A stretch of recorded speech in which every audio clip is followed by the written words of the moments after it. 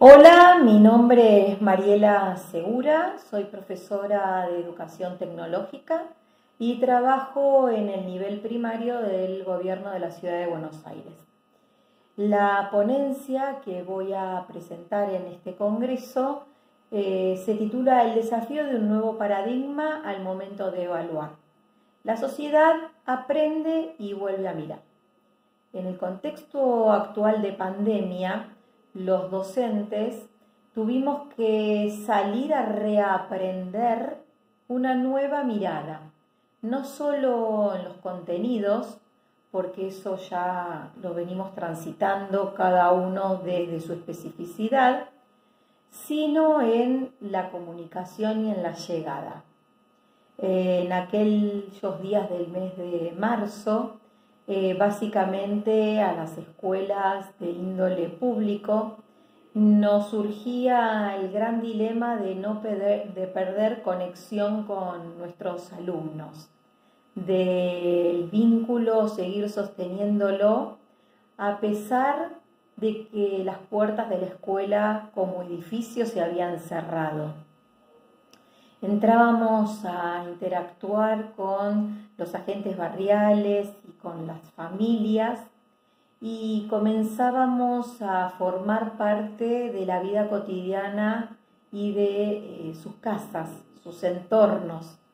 Los comienzos no fueron sencillos porque nos tuvimos que adaptar a estas nuevas tecnologías y a las maneras de comunicarnos. Por eso en la ponencia que yo presento como inquietud es cómo estaban y se sentían los alumnos y sus familias en esa situación. No queríamos perderlos, pero también teníamos una utopía de cómo iba a transitar todo este camino. Y me detengo para pensar en esta enseñanza de emergencia, porque así un decreto rápidamente nos encuadró.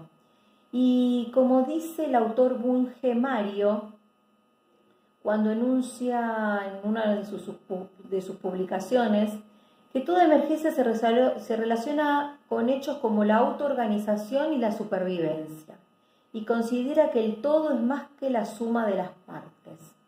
Y ahí fuimos, a trabajos colaborativos entre los docentes, a una flexibilización de los tiempos, a un trabajo entre las familias, y la escuela comenzó a dar sus primeros pasos desde la virtualidad. También entre los profesores y los maestros hubo un encuadre generacional por estos formatos tecnológicos, se comenzaron a compartir herramientas para poder dar clases, para poder filmarlas. El vocabulario también se comenzó a modificar y obviamente la escuela tuvo que reinventarse en este contexto de pandemia y de emergencia. El relato pedagógico áulico tradicional se volvió totalmente diferente. Había que pensar cada vez que se desarrollaba una tarea en qué instancia estaba cada alumno, qué vínculos familiares podían ayudar a ese niño o niña, qué recursos, y vuelvo a hacer a veces el hincapié en el vocabulario, porque, bueno, algunos que ya estamos bastante tiempo en la docencia, decimos copien o miren, y bueno, y ese vocabulario hubo que cambiarlo y modificarlo desde la virtualidad. Este contrato pedagógico se quebró, hubo que construir uno nuevo, uno entre las familias y los alumnos que estaban en sus casas. Y el desafío era planificar pensando en sus entornos mediatos, en qué tenían ellos en sus hogares, en sus barrios, para que, bueno, se puedan motivar y puedan responder a esas propuestas. Obviamente todos los equipos de docentes tuvieron que ser acompañados por los equipos de conducción, que también vieron interpelados su accionar en esta situación de pandemia. El desafío a plantear en esta propuesta, en esta ponencia, es cómo valoramos los aprendizajes producidos en este contexto. Y en esto hago mención a la Ley Nacional de Educación, que aún obviamente está vigente, que en su artículo 109 señala que solo se sostiene educación a distancia a dos grupos. A un grupo que son los mayores de 18 años y al otro grupo, a los alumnos rurales del ciclo básico, orientado de la educación media. Entonces aquí también hubo que modificar, porque ahora a todos los niveles, en todas las modalidades, nos encontramos en la virtualidad, con lo que eso implica. Así que bueno, desde la parte administrativa también se interpela la situación actual. Obviamente que no se conoce o no se conocía en un principio diferentes modos de dar clase en esta virtualidad, y obviamente el modo de evaluar, porque nosotros venimos con un modo de evaluar muy tradicional, direccional hacia los niños, como de memorístico. Entonces aquí me detengo a pensar lo que señala Rodríguez Diegues, que enuncia que es un proceso de recogida de información sobre el alumno o un grupo de clases con la finalidad de tomar decisiones que afecten a la situación de aprendizaje. Pero bueno, en la virtualidad esto también se corre, porque ya no tengo un grupo de alumnos, tengo a un niño con un grupo de familias. Y el aprendizaje no es un aprendizaje común a todos, sino que debió ser un aprendizaje específico y adecuado para cada niño en esta realidad, y acompañado de un tiempo, porque si bien todos sabemos que los tiempos de la escuela son estandarizados y muy marcados por los recreos, por el inicio de clase y el fin de clase, bueno, en la virtualidad todo eso se vio modificado. La experiencia pedagógica, la verdad que fue muy importante y muy valioso, porque la retroalimentación que hemos obtenido por parte de las familias sumó mucho a cada una de las planificaciones. Pero también estas familias están acostumbradas a un modo tradicional de recibir la evaluación: aprobado, desaprobado o numérico, o de tener que volver a rehacer algunos de estos trabajos. La situación actual entonces nos lleva sin dudas a un debate de un nuevo paradigma en el momento de evaluar. Y nos preguntamos, ¿no? ¿Evaluar y calificar son lo mismo? ¿Acreditar el conocimiento es solo a través de situaciones individuales, escritas, con un formato que solo conoce el docente y pone, digamos, en manifiesto una diferenciación entre el alumno atemorizado por tener que rendir y contestar lo que el docente vino preparando y ya sabe de antemano? ¿Uno puede evaluar solamente de modo memorístico? Y el gran interrogante es, ¿cuál es la mirada social que se tiene sobre la evaluación, ¿no? Cuando decimos, bueno, si no cumplió con un porcentaje, está desaprobado. ¿Y qué parte de ese desaprobado el alumno y alumna comprendieron y le va a servir para sus próximos niveles educativos o para su vida? Realmente entonces decimos, este compartimiento estanco de evaluación, como hoy lo tenemos, ¿no será el nuevo desafío para cuando volvamos a las aulas?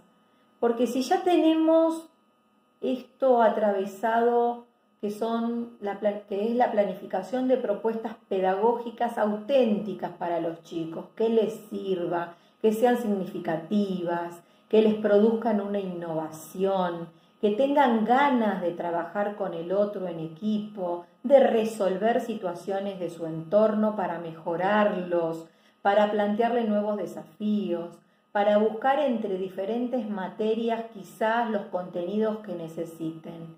Y después de todo ese trabajo, volver a una evaluación estática, compartida, que realmente sea individual, ¿no produce eso más desigualdad en esta escuela tan diversa que hoy tenemos? El macrosistema también nos vuelve a encuadrar con respecto a los sistemas de valoración, donde le otorga en esta instancia de pandemia a las conducciones y a los docentes el abordaje de instrumentos de valoración para que las familias tengan en cuenta en este momento, en este primer cuatrimestre del ciclo lectivo a raíz de la pandemia. Planillas, cuadros, tablas de referenciales, discusiones entre los docentes y las conducciones, llegaron a un acuerdo, a tener indicadores que den cuenta veraz del trabajo de esos niños y niñas en esta situación de pandemia.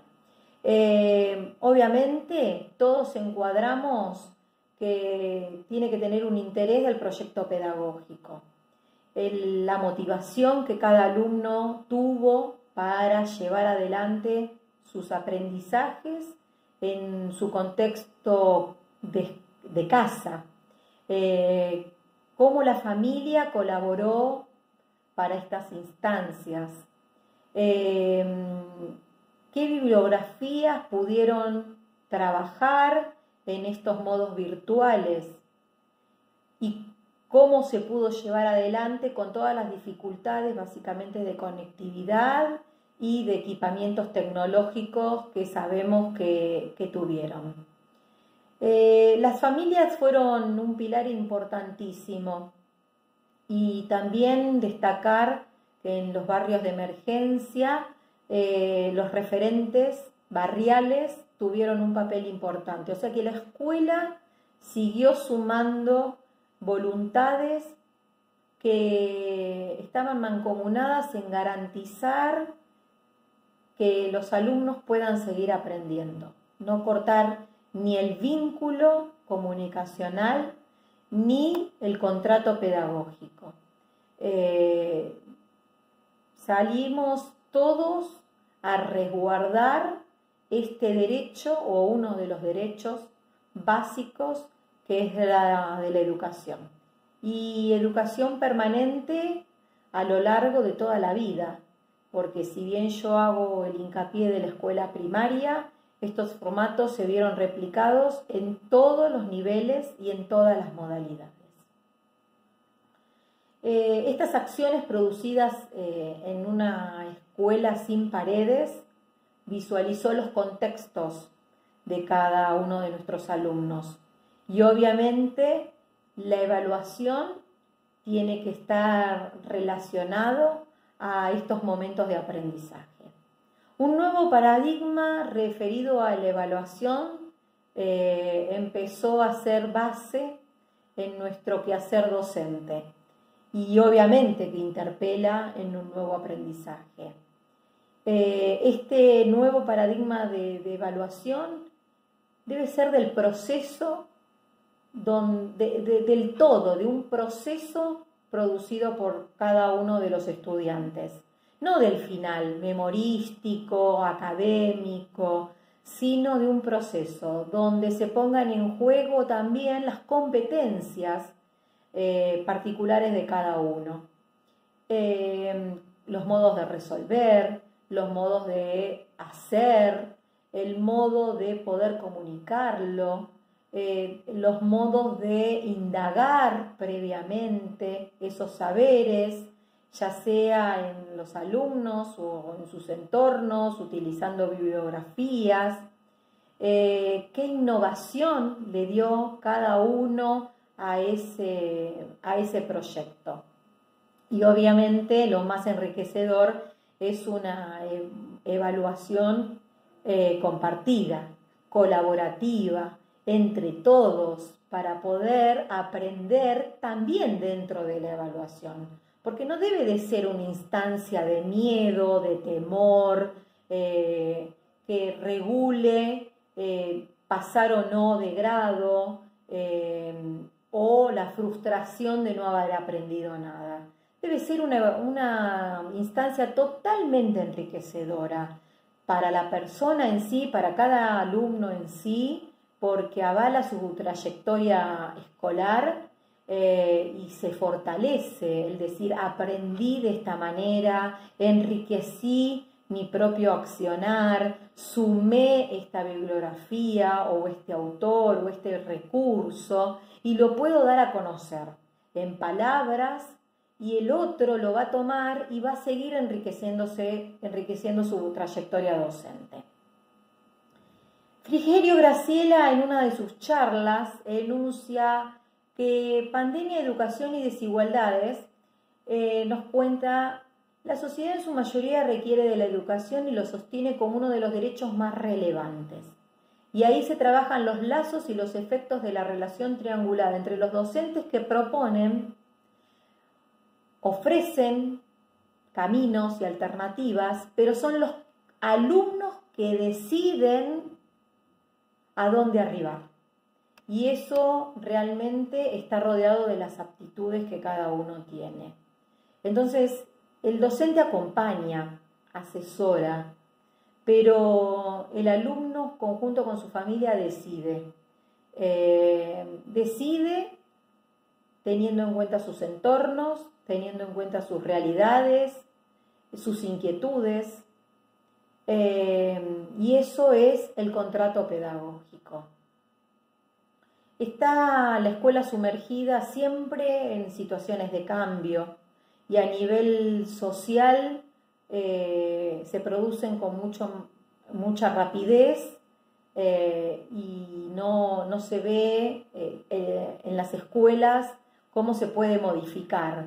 Pero estos momentos de pandemia es para que nosotros podamos pensar cómo con creatividad, con innovación, con trabajo colaborativo, se puso el foco y el eje en los estudiantes. Y no hay ya una vuelta atrás. Cuando volvamos a las escuelas, cada uno va a regresar con una mirada diferente de una experiencia que ha sumado a nuestro quehacer pedagógico. El poder compartir emociones de cómo se sentían, qué necesitaban, qué pensaban que podían aportar ambas partes, docentes y alumnos, produjo un cambio significativo. Es un momento bisagra para la educación y para estas instancias de valoración, porque evaluar ha modificado la mirada por valorar cada recorrido particular, porque cada uno tiene para aportar y esa valoración es muy significativa y auténtica, porque lo que se aprende realmente no se olvida, y eso es básicamente el desafío que la educación hoy pretende, que ningún alumno se pueda olvidar de este contexto de pandemia, de todo el camino recorrido, de los aprendizajes que se han realizado, no solamente en los contenidos, sino también en lo emocional y en lo particular. Porque sin dudas tenemos que preparar a los alumnos con las mayores herramientas posibles para que atraviesen el mundo actual. Y el mundo actual nos convoca hoy, a partir de la situación de pandemia, de una situación de crisis, de poder resurgir y dar respuestas. Y bueno, este es el gran desafío. Un gusto.